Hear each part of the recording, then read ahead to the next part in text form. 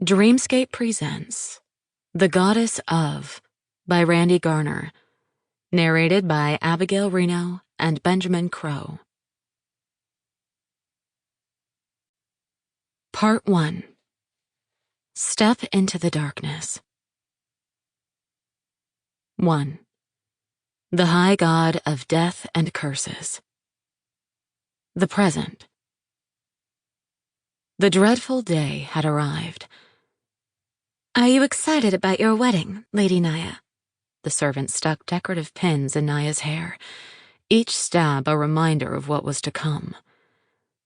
"Lord Solaris will make a wonderful husband, don't you think?"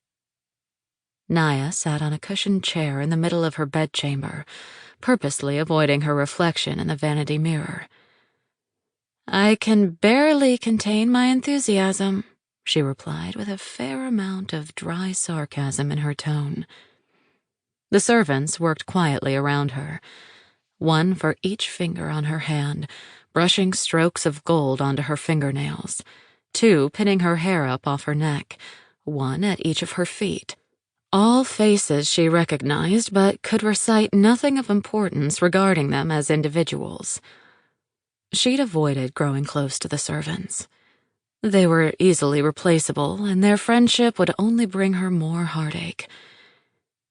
Yet she had an urge to confide in them, in hopes it would release the knot in her chest.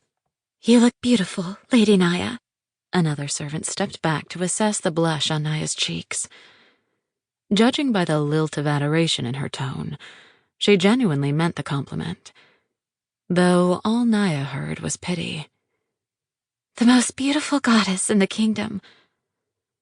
The servant stepped out of the way of the mirror for Naia to assess her own appearance. The smallest motion of her head shook the jewels dangling in her hair, making her feel like a child's toy. A light groan escaped her.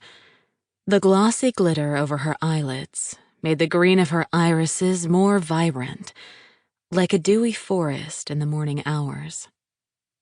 The golden jewels in her hair stood out against the metallic hue of her silver strands. She hardly looked like herself. Among the ornaments, though, her butterfly hairpin held the most elegance, a small but significant detail she was proud of. Shiny, refined golden wings and dainty, chained tassels she found comfort in when they brushed the side of her neck. Gifted to her by her father, Naia carried the hairpin with her everywhere. Sample complete. Ready to continue?